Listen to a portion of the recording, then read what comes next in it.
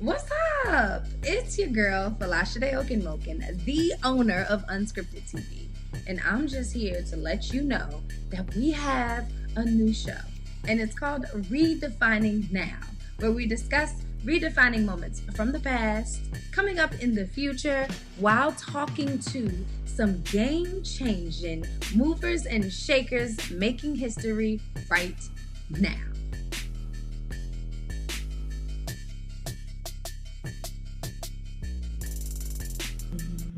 Hey, everybody. All right. I am excited to be here. Welcome to Redefining Now, where we discuss current events, trends, and influential people across the diaspora, and in that order. Again, I am your host, Folasade Ogunmokun, the creator of Unscripted TV, which is the interactive cinematic experience bringing you amazing Black content in an immersive way. So please join in on the conversation, especially if you're on Facebook. Leave some comments, and if you're on in the actual unscripted experience, then make sure that you're on the sidebar panel talking to us, because we're going to have some really interactive things that are going to be happening there. And if you're not there, make your way. So share this with your friends, share this with everyone. But we're really excited to have you on today. Now, let's see. We have a few hot topics, and normally I don't talk about these things, but I thought that it was really important that we touch base on some things that are going on in the world. So right now we're going to talk about some redefining moments. Kevin Samuels versus Derek Jackson. I don't know if you've been under a rock, but if you have not been under a rock, then you know what's going on. If you have, I'm definitely going to get you all caught up with everything going on with that. Then we're going to talk about an interesting discussion from the Bring It On creator, Jess B.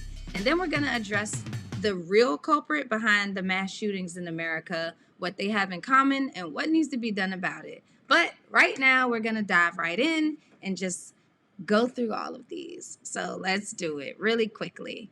First up is the Kevin Samuels versus Derek Jackson debate. If you have been here, then you know that Kevin Samuels has gone legendary. Like, everybody's been watching him. He went viral for really, people said, attacking a woman, calling her average at best. I'm actually going to show you a clip from that.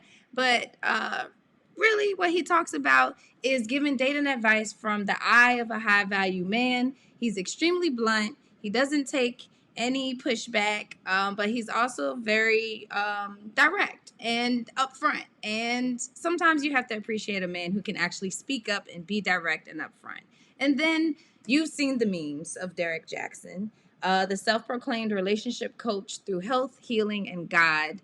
And it's best that I just let you see for yourselves the difference between both of them to understand what's really happening on the internet between them, because people are choosing sides. And I am so curious to know if you are team Kevin Samuels or if you're team Derek Jackson.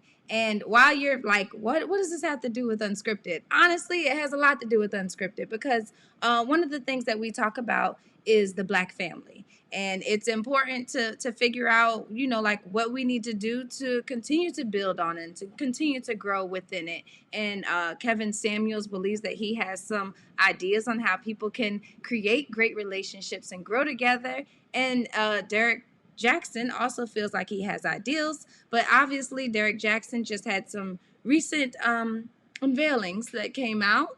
I'm gonna just press play. You guys can catch up, and then I'm gonna talk about it right after, and we're gonna keep it moving. So here's a quick snippet from both parties. You tell me what you think after. What's going on, guys? Derek Jackson here, and today I am joined by my lovely wife, Danae, and we just wanted to address a couple of things. We understand that some of you may have already heard, maybe not, that this chapter of our marriage is one that was preceded by a marriage that I completely failed. And I would say it just started around August, maybe September of last year. But, a lot has been said already about what was the cause and all that other stuff. Some of it is true. Some of it is completely false. But the truth is, and I'm saying it here now, is that Derek Jackson was involved with other women outside the marriage. And by involved, I want to be clear, I'm not talking about just casually kicking it, maybe a lunch or something like that. I'm talking about as serious as sex, to sexual flirtation and meeting up and that kind of thing. And some things that otherwise may be considered okay by some in terms of like just chatting or checking on people or being checked on by people that I've had a previous encounter with. But without my wife's knowledge of it and with us having a sexual history, all of it falls under the umbrella of inappropriate, cheating, affair, stepping out. Definitely not in alignment with the vows that I took. Talking about. So can you see me? Yes, I can. Okay. So do you feel like a woman like me? Uh-huh. What would you rank yourself on a scale from 1 to 10? You cannot use 7. Would I rate myself? Just your face. My face when I wake up, 5, but when I put myself together, 6. I really just wanted some advice. I love your I'm giving you advice, but you're not taking it. The advice is, ma'am, you're average looking at best. So obviously that last clip was a bit harsh, and I can admit that, but that was the clip that got Kevin Samuels to go really viral. So here we go. There are 2 completely different men with 2 completely different styles. Derek Jackson, his style is the whole love as much as you can, be a strong man, support your woman. He's one of those types. And then Kevin Samuels is someone who feels like the man is the catch. And he is the one that women should be trying to work towards, and that they should figure out what lane that they're supposed to be in to kind of attract the man that they want to have in their future. Both guys say great things. Both guys say horrible things. The reality is both guys do things that I don't know. Like, I'm trying to figure out what you guys think. It has a lot to do with our community and what we need to do with uplifting it. They're at least having conversations that people don't normally have. We hear about black men don't cheat, but then we see black men actually cheat, even though they say that they won't cheat. Like, I'm not trying to break us up. I'm really trying to bring us together. So I'm going to pose a question in the Unscripted page right now. So I'm putting this poll out there to see what you guys think. Do you believe that Kevin Samuels' education can actually increase the black marriage percentage? Because that's honestly what he thinks can happen. What is happening with Derek Jackson is people are saying that they no longer even want to follow his information, his following. They don't even want to understand what he's trying to teach. I don't know. Honestly, I'm just trying to see what you guys think and learn from us as we continue to grow. So I feel like I'm rambling, but I really felt like this was a redefining moment that we need to touch base on. I kind of agree with some of the things that Kevin Samuel says. I think that he's a bit harsh, and I do think that some of the stuff that he says is not needed, but for the most part, he does speak truth. I don't know. I definitely want to hear what you guys think. They're like 2 arch nemesis. They're going to be going back and forth on the internet. If you didn't catch the whole thing, go check out their Instagram pages and actually catch up with what's going on with Derek Jackson, who recently cheated on his wife, even though he's supposed to be like this perfect man who's doing these amazing things and giving relationship advice. Obviously, playing perfect hasn't worked for anyone on social media. I've rooted for a couple of different relationships. Not going to say how they're all doing, but answer that question in the poll. I'm going to move on to the next thing. All right. We were actually supposed to talk about Bring It On, but I'm going to save that for next week. I want to touch base on something else that's actually in my mind at this moment. I don't even feel like I'm going to give the Bring It On discussion what it deserves. So I really just want to get to this. So we just had a lighthearted moment, laughing and joking about Kevin Samuels and Derek Jackson with the black love in the community, something to get you to think about. But really, this is one of the topics that really gets to me. We talk about white privilege, and we're definitely going to step it up and talk about white terrorists, because what just recently happened last week with the killing of 8 Asian women in the spas, and then recently with another shooting in Boulder, Colorado, is the fact that, and if you look at this graphic that's on this screen right now, you'll see that most of the times when we have these mass killings, the person who is obtained is always able to be arrested. But then whenever we have these marches in our communities, when we're talking for the Black community, for the Hispanic community, for the Asian community, for any of the oppressed communities, we're always talking about somebody that's unarmed, or we're always talking about a different way that things could have gone, or a different way that things could have been addressed. And the fact is, these heavily armed people are always arrested, and we're always marching about how we're not being protected. So I wanted to dive in on something that I kind of wrote up. Now, this is unscripted, but obviously I had to write this down because I needed to kind of grasp my mind about what it was that I was trying to say. So the Black community has definitely endured a lot in this country. And I don't even need to show a clip to recall the hateful murders that happened in the Asian community in Atlanta. But there was an alarming article that stated that the Black community needed to help the Asian community in its fight and how it could do so. And while I definitely get what the writer was trying to say, we're both oppressed, facing racism. What they forgot is that Black Lives Matter and Stop Asian Hate would not even be a thing if white supremacists didn't exist. So basically what I'm saying is, in all of these elements that we're talking about white supremacy. So what just happened last week was white terrorism. What happened on January 6th at the Capitol, and I live in DC, was white terrorism. But when we have marches, it's called something else, you know, and we get treated completely different. And everyone was saying, like, if we would have stormed into the Capitol, we wouldn't have been able to do what they did. So we really have to address the real elephant in the room, and that is the fact that this is all about white supremacy. This is all about white terrorism, and you have to call it what it is in order for people to feel uncomfortable and to actually address the real issue. The issue isn't that we need to be kumbaya walking down the street and doing marches as the people who are being attacked. We need for the people who are doing the attacking to step up and figure out a way to fix the issue that's happening in their community, because it's affecting everybody. I completely forgot to read what I was saying because, like, this is just something that's happening. At this moment in time, we like to focus on uplifting our community and taking time to explain, educate, and defend a group of people who are not the oppressors. It seems as if we are preaching to the choir. It's time white people address their demons in the community. And no, not everyone is evil. And yes, we do have a lot of people that are actually helping to dismantle hate.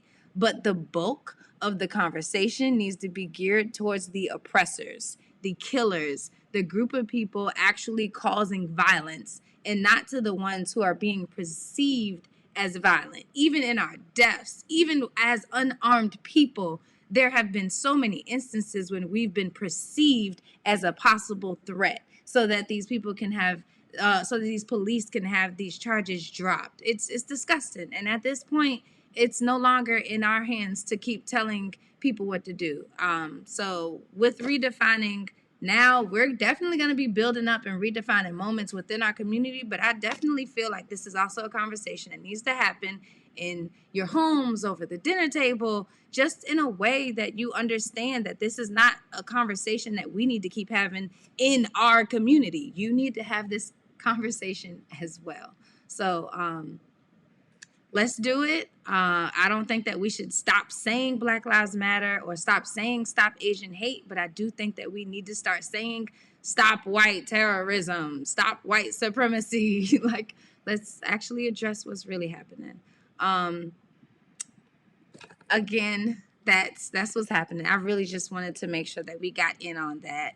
And all of that actually stems down to the reason why Unscripted even started. Unscripted started because there was a need for people like me who want to see themselves on TV, who want to actually see positive depictions of themselves on TV, and who actually feel like the news doesn't always speak to us. So the Unscripted started because we were trying to answer a call just like that, And now is the perfect opportunity for people to really start stepping into that role. So we're coming together as a community. We're asking for everybody to start coming together as their communities so that we can all come together and really make the change that we're supposed to be having. But with that, I'm excited to kind of shift gears into people who are game changers, who are actually taking those steps in the right directions to help make these big changes, these big gallops and moves in our communities. And right now, we're going to be talking and celebrating with an amazing woman for Women's History Month. Her name is Jessica Santana. And actually, let me pull her up. Let me show this. So her name is Jessica Santana, and she is the co-founder and CEO of America on Tech, which aims to prepare the next generation of technology leaders by providing students with access to the development, mentoring, networking, and professional experiences that prepare them for degrees and careers in technology. Jessica has a huge resume. Like, she's worked as a technology consultant for global brands such as JP Morgan Chase, Accenture, and Deloitte. She's been named an inaugural leader to the Robinhood Foundation's Power Fund, Forbes 30 Under 30, okay, NYN 40 Under 40, Rising Stars list. Oh my gosh, it goes on. But basically, she is a visionary that is working to close the racial wealth gap through tech jobs. And I'm really excited to bring her on. So, everybody, please meet our amazing guest of the night, Jessica Santana, who we're celebrating tonight for Women's History Month. So, welcome. To be here with you. Yes, it's nice to have you here. So, first of all, how are you doing today? I'm good. It's Tuesday. It is the beginning of the week, and so I still have a burst of energy. But ask me that question on Thursday, and it'll probably be a different answer. That's crazy because Thursday to me is like Friday Eve. And that's really what I call it. I don't even call it Thursday. I call it Friday Eve. So I'm always like, once I get through this, it's the end of the week. But like tomorrow, don't ask me anything. Yeah, Thursday's like Friday Junior. Someone on my team calls Thursday Friday Junior. Exactly. That's how you got to get your mind right. So I know that we're definitely going to talk about all the amazing things that you do. But I swam through so many topics today. And I'm just curious if you had any thoughts on any of them. I really enjoyed the fact that you brought up the stuff that's going on in our country. I think a lot of times the media, doesn't do a good job at painting the issues that are actually surfacing. And I think what you're really calling for is for society to say, like, hey, this is not about Asian people. It's actually about white people and their relationships to people of color in the ways that their behaviors are extremely problematic or extremely oppressive and further help institutionalized racism really manifest in our country. So I really like that you mentioned that. And I also think that, I was on a call with a corporate partner earlier today, and they asked me if I had to, share any tweet out with anybody, what would it be during this time? And I said, it is important for us to know that no one is free until everyone is free. And when we start seeing each other as our brothers' keepers, our sisters' keepers, regardless of race, regardless of gender, I think we can, build a more inclusive society. And granted, there's a history here that has, not allowed for this to happen in the first place. But in order for me to believe in a better tomorrow, I have to believe that at one point we will find peace and that we will find commonalities in our struggle to come together as a united front to combat a lot of these issues that face us. You said nothing but bars right there. We're probably gonna have to turn that into a whole little clip. That was really amazing, and I agree with you. I mean, that's also why we brought it up, but that's also really why we brought you on as well, because you understand that with what you're doing, and I think that it's important for us to not only have the thought of what tomorrow could look like, but to also find out what our skills and what our passions are within us to actually make that step in that direction and to make that change. And I do feel like you've been able to do that with America on Tech, and I would just love to hear like how you even got into that. Yeah. So my co-founder, his name is Evan Floyd Robinson.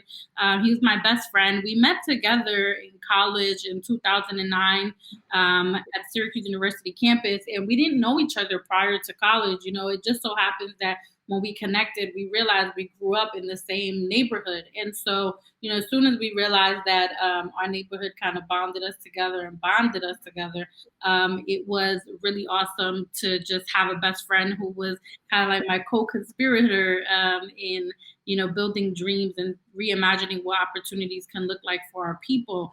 And him and I followed very similar career trajectories in that we ended up being the first people in our family to graduate from college and then pursue a master's degree, and then ultimately start a career in the technology industry. And what we realized was that upon starting our careers, these were really high wage, high growth careers. Then all around us in the workplace, there were no people of color. And oftentimes I was the only woman of color on my teams. And so him and I got together in 2014, and on the back of Starbucks napkins, just started to jot down ideas on what has to be true in order for people like us to get more of these opportunities, because we don't think that there was anything that made us special except for the fact that there were conditions around us that allowed us to pursue a higher education or pursue a training program that would lead us to a high growth, high wage career. And so it started out as a passion project with just 20 students in Brooklyn, New York. And since 2014, we've worked with more than 3,500 students across the nation. 85% of them are majoring in computer science or technology degree programs, or are actually working in the industry. And we have offices in New York and LA. And so truthfully, thinking back to 2014, this project or this passion kind of took a life of its own. But, I think it's really important to point out that, regardless of where we started, it always started from a place of wanting to serve and wanting to give back and give voice to our communities. And I just love that. And then you know what, you said something that really piqued my brain, especially when you were talking about sometimes you were the only woman or even the woman of color in these rooms. And that's something that's so big when it comes to technology, and being in this space, and you being a redefiner. Like now that you've made your mark, like you're moving into these rooms and you're seeing things differently. How do you think things have changed with your program? Like how have you been able to bring in some of the diversity? Yeah, for sure.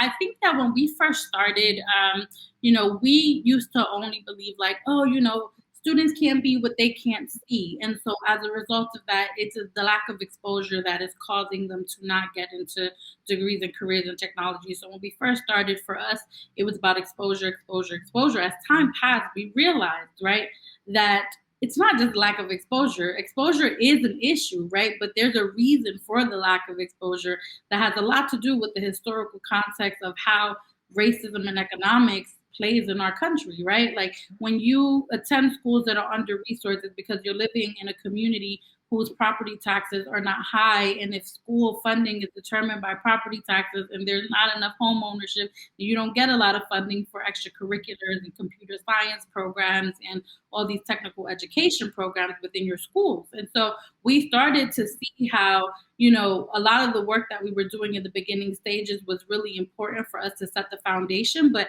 as we started working with more students and really listening to their stories and working in partnership with parents and corporate partners, as well as the students and the teachers in our program, we started to realize that the issue is very multifaceted.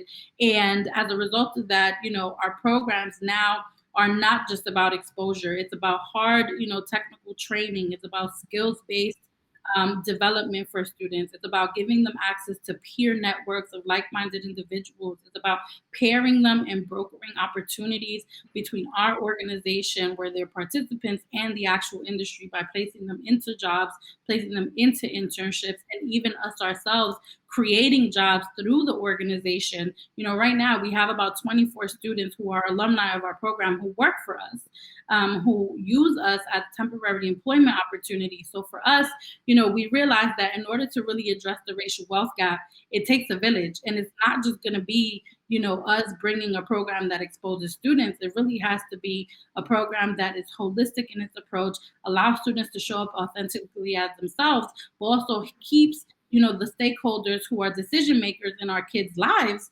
accountable to making sure that they are making good decisions that benefit them in the future.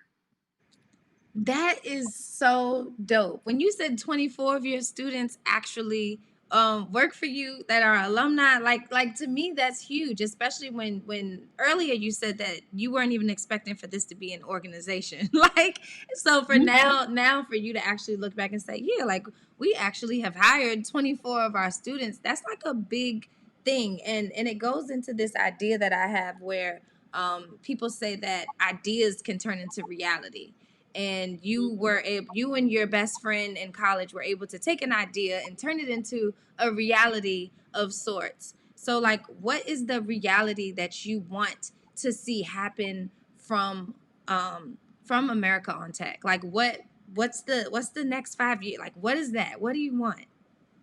Yeah, I really believe that the work that we're doing with America on Tech is going to create a highly trained pipeline of Black and Brown students. But as a result of that training and as a result of the resources that we provide, that our students are going to be able to go back into their communities. They're going to be able to have be generating income and salaries that allow them to be contributors within these communities and not at the mercy of the people who make decisions with their communities, right?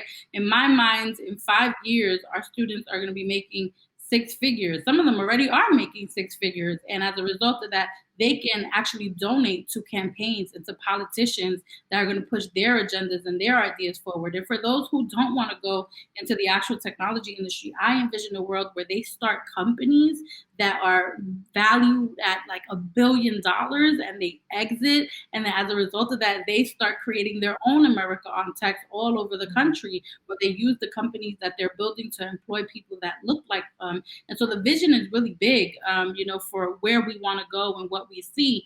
But ultimately for us, it's just making sure that whatever it is that we do, the play and the goal is economic empowerment and influence.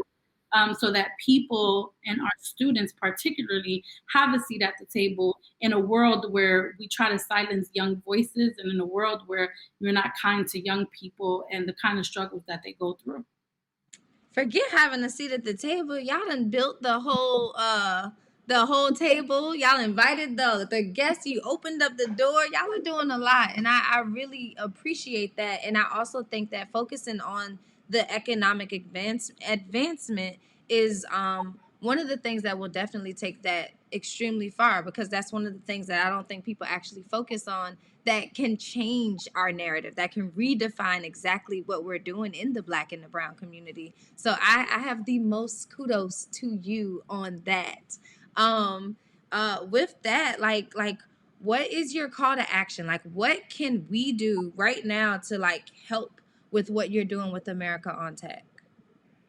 Yeah, for sure. I already told you all earlier that it really does take a village. And while we've been really successful at doing things and building things, we could always use more support. If you're looking for ways to volunteer, you can sign up on our website. If you're looking for ways to get your company involved in hiring our students, whether part-time, full-time, or for internships, please get involved. There's a section of our website where you can just fill out a form and someone on our team will get back to you. Also, if you want to donate, there's a donate button on our website. So I guess the one thing I'll say is go to the website.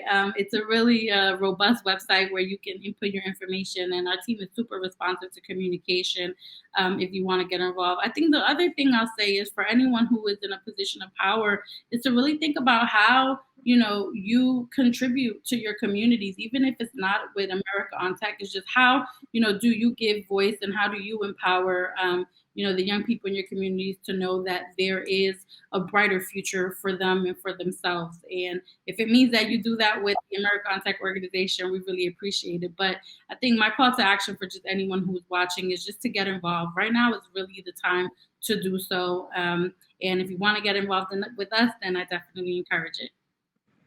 Absolutely. So everybody, I on the previous screen when she's all full by herself, it says just worldwide. That is her Instagram. Please feel free to go follow her so that you can look at the website and get all the information that you need. I really think that there's some great resources, and I think that this is a great organization, and I'm excited to celebrate you for Women's History Month, because what you're doing is amazing. What your team is doing is amazing, and y'all are definitely living history. And I think that it's so important for us to celebrate people who are living history, because oftentimes we talk about the people in the past and the things that they've done, and we don't give people flowers when they're here. And it's important for you to know, obviously you've seen your own resume, like you know that you're 30 under 30, 40 under 40, like you know what you're doing. But I wanted to make sure that Unscripted showed you some love as well. So thank you for redefining our narrative. Thank you for focusing on economic empowerment, technology. Thank you for being in the future. Thank you. I really appreciate it. I always say that part of helping out is helping to spread awareness. So I really am appreciative to you and Unscripted for inviting me to share more about what we're doing over at America on Tech. Absolutely. And I don't think this will be the last of it, because my brain was churning while you were talking, and I just know that we'll be able to figure out something. We're in tech too, so like we're definitely gonna figure out ways to work together. I'm excited for you. Is there anything else that you want to share with the audience or with anyone while you're here? Because we'd love to just make sure that we hear everything about you. No, just make sure you follow the America on Tech organization at America on Tech on Twitter, Instagram, and Facebook. And I look forward to keeping in touch with everyone who's on the line. Awesome. Well, I 100% appreciate you, and we will definitely be in touch. Thank you for sharing America on Tech with us, and thank you for being an amazing woman in history. Yeah. And this is the part of the show that we're doing every week. We want to make sure that we always are celebrating living history, that we're always talking to people who are doing really dope things, redefining our narratives in our communities, and just have a story to tell. So we appreciate her for sharing her story, for sharing her narrative. She's really dope individual. Don't forget to follow her on Instagram at Just Worldwide. And again, make sure that you check out America on Tech. Follow them on all platforms. Same spelling, same name. She's really dope. We appreciate her. So right now we're going to talk about somebody who I actually connected with a while ago. So Maya Table is a really amazing director out of Atlanta. She does some really dope things. I'm a fan of hers. And this month is Cerebral Palsy Awareness Month. And it was important that I saw it. I actually know some people in my family who have cerebral palsy, and there's a lot of misconceptions about people who have cerebral palsy or people who have disabilities in general. So when I saw her film that she made about Damian Gross, who was also in DC, I loved it. And I thought that it was something that we should definitely share on Unscripted, because not only is she being a redefiner by creating this narrative, by sharing his authentic documented story on screen for people to kind of learn more about his amazing pursuit to become a model, but she's also utilizing her skill as a storyteller behind the camera, which is something that so many amazing Black creators are doing right now, and we don't often get to see it. We don't often get to celebrate it. So this moment right now, we're going to celebrate both Maya and Damien.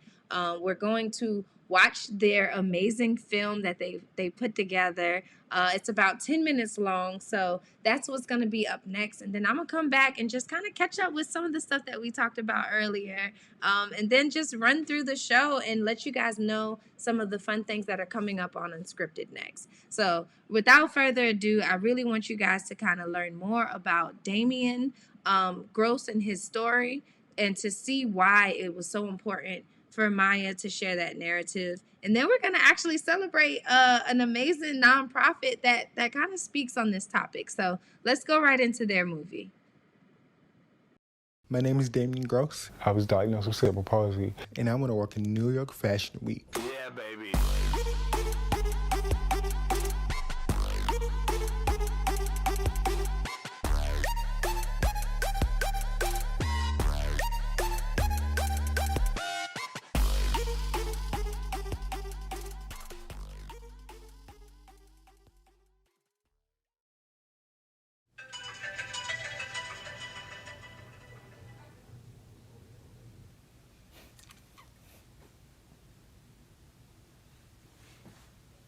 My name is Damien Gross. I'm 20 years old.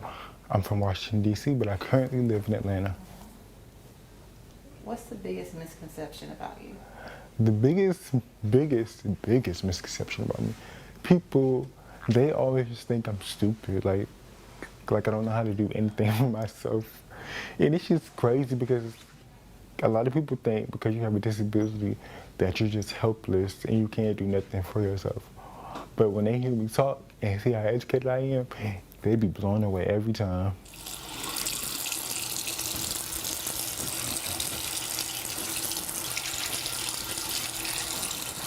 With toothbrush in Spanish, it says cepillero de... I don't know that quite yet, and I'm still trying to learn, just trying to expand my vocabulary. And this is for mirror, el espejo. I think I said it right. And this is for sink, la vendemados. And this is for shower. I don't know this quite yet neither, but if I said it wrong, I'm sorry, I'm still trying to learn. So a lot of people think since I'm disabled that it's really hard for me to get up in the morning and do things, but as you guys can see, I have the same tub like you guys in the same sink area. There's nothing accessible in here for me to do because I can easily climb in the tub. I can show you guys actually. It's really simple. I just put my hand on the wall right here and get in. See how easy that was? Now, for some people with cerebral palsy, because that's the disability I have, they have like certain levels to where people are nonverbal or they just like stuck in a wheelchair. So they have like accessibility bathtubs and sinks and stuff, so it would be easier for them. But for me, I don't need anything, you know, with extra stuff on it. So this is me coming up. See? And as long as it's just everything is close by to something I can grab on, it's not that hard for me to, you know, just put my hand on and step out. For those of you who don't know, I am a triplet. We were born 6 months early. So when you're born like 6 months or 5 months or early period, you're bound to have a birth defect. And I guess I was the chosen one to have a birth defect. So this is a picture of all of my brothers, well, me and my brothers. I really don't know which one is me because we all look alike, but I'm really thinking this one is me because my mom would always tell me that I would always be in the rocket chair, eating, sleeping, and just having fun in it. I guess I like to rock back and forth in it. Yeah, so this is me, I guess. Honestly, I always knew I was different from my brothers. And I wasn't necessarily mad at that, but I wasn't happy either. I was like, okay with it, I guess you could say. So my parents like really first noticed when babies start to crawl, when they like start to sit up on their own and walk and crawl and stuff. And My other brothers, they were like crawling and stuff, but I would like be sliding on my stomach, or I like couldn't sit up on my own. I'm just lucky to have the surgery so I can be able to walk, because I was in a wheelchair for maybe the 5 to 6. Then I got surgery, then I had a walker to help me walk. And then now I don't use a walker anymore.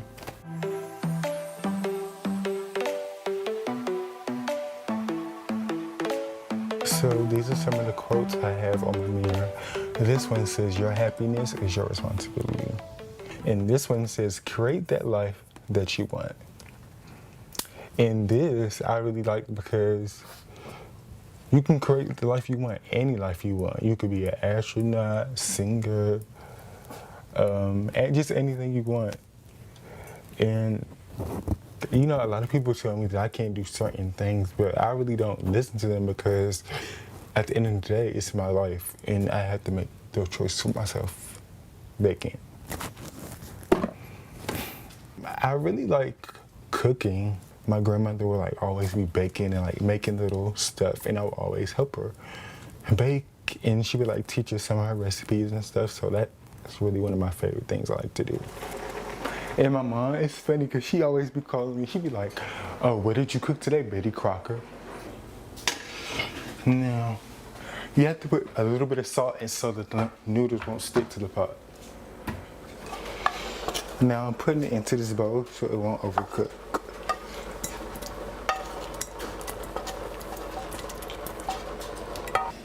First, let's pray. I forgot the regular prayer. You say food. So I'm just gonna say a regular old prayer. Thank you, God, for helping me prep this meal. Make sure you remove all the dirt that fell in here, if it did, and just bless our food before we put it in our mouths. Amen. Yes, amen. That's really good. But on a scale from 1 to 10, I'll do 7. I agree. What do you give it?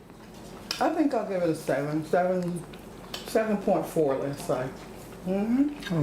So it's not that bad. Not that bad. Could have been better. Could have been better. We'll do better next time. Yep.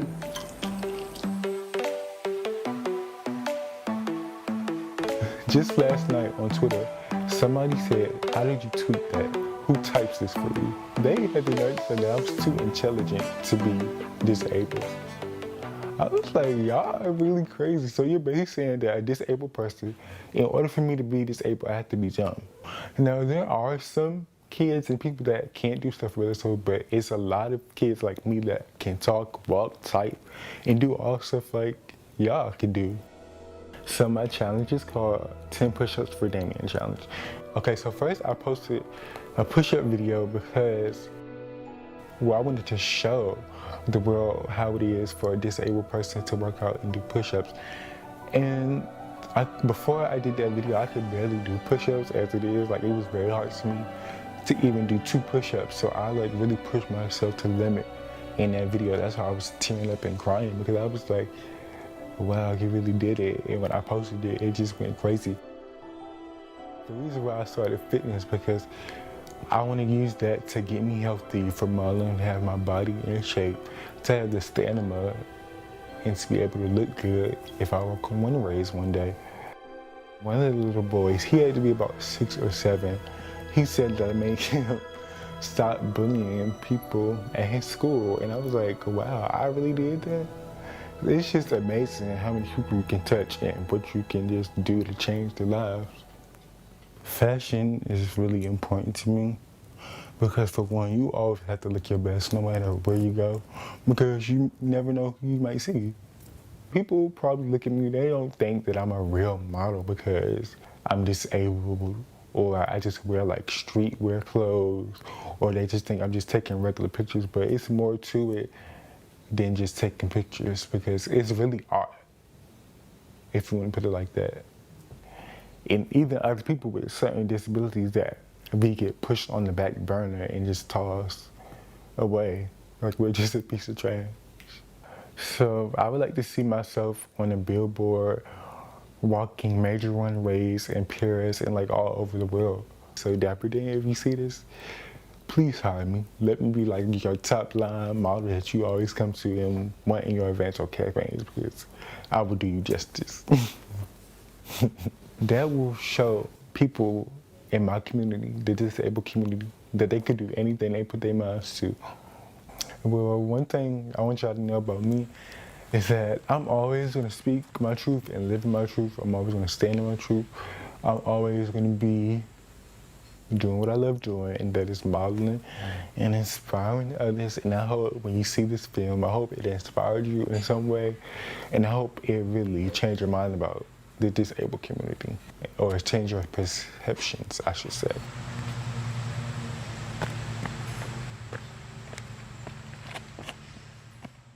Yeah, baby.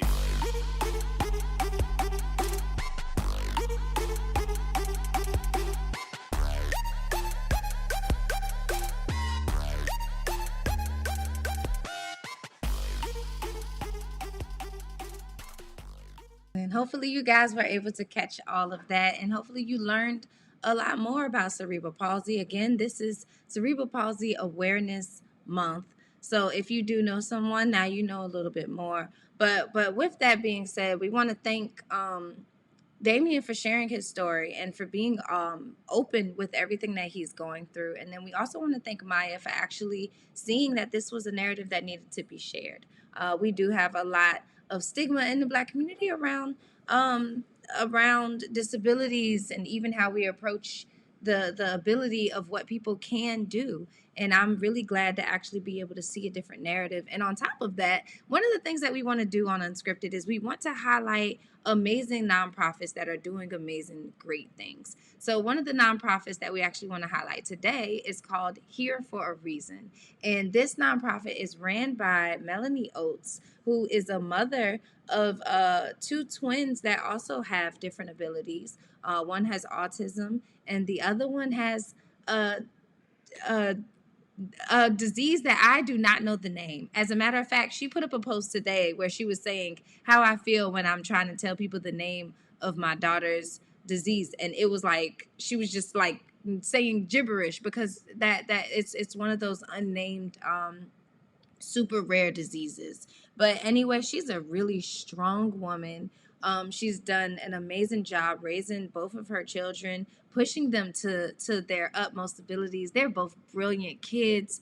But what I love about her nonprofit is that she talks about how no matter what happens, no matter what the disability is, you are here for a reason. And she helps these children, but she really helps their caregivers, because oftentimes people don't think about what the caregiver has to go through in order to make sacrifices and to do what they have to do to take care of these children, and oftentimes even through adulthood, who need their support. So we just want to give you a special shout out, Melanie Oates, for being so amazing. I've known you for a while now, but I'm really proud of you, and I just want to tell you to keep pushing. You are here for a reason, and we appreciate everything that you're doing. So thank you for being you, and thank you for being a redefiner. So this is another person who's really doing great things. So thank you. And on top of that, if you do have a nonprofit that focuses on the Black community and you're doing really great things, or you know someone and you want to submit them, feel free to send those over to me, Folasade at unscriptedtv.com. If they actually have a commercial or a video or anything like that that we could actually run during our shows, we would love to showcase it, because what we're doing here is we're trying to put people on who are doing great things in our communities, who are redefining moments, who are redefining our narratives, who are really speaking up and doing something that can change how we operate. That's what Unscripted is all about.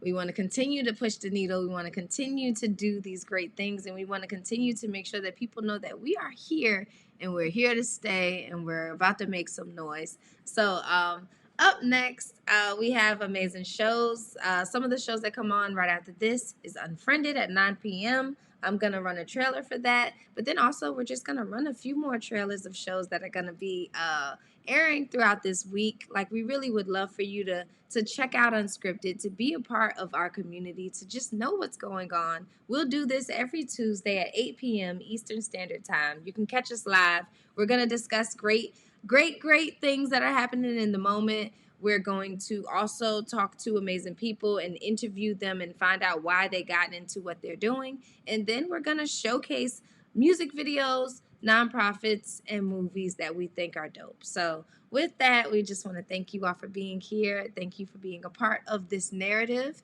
And thank you for being you. So please check out these trailers, and we'll see you again next week. This is Unfriended. Hey, this is your boy JP Justice, and catch me each and every Tuesday on Unfriended, the only place where social media conflict gets dealt with in real life. Tuesdays at 9 p.m., only on Unscripted TV.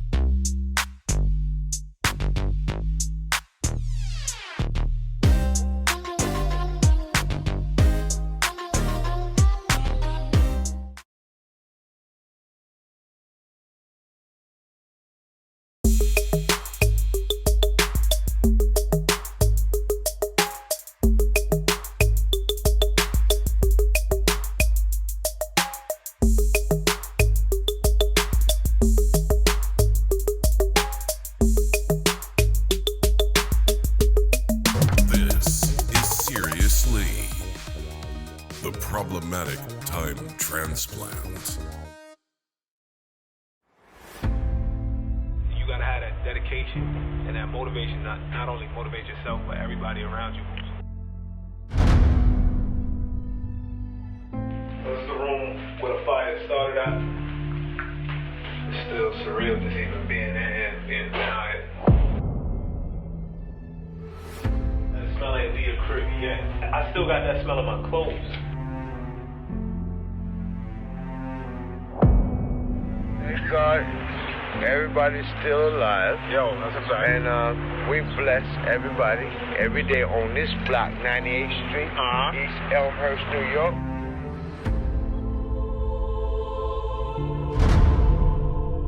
My grandmother's things, my family's things. Imagine your life in boxes. Imagine years of memories just in boxes. The bullet comes through my window. Comes through my window. I like a little headboard thing. Through the headboard. And winds up on my dresser. Anything that I do going forward is for you. Every fiber that's in me, I pass on to you. I want to inspire you. I don't want you to ever be like me. Be better. Always be better. Strive to be better. I love you, King. All right, guys. Thank you all so much. We'll see you again next week. You have a good one.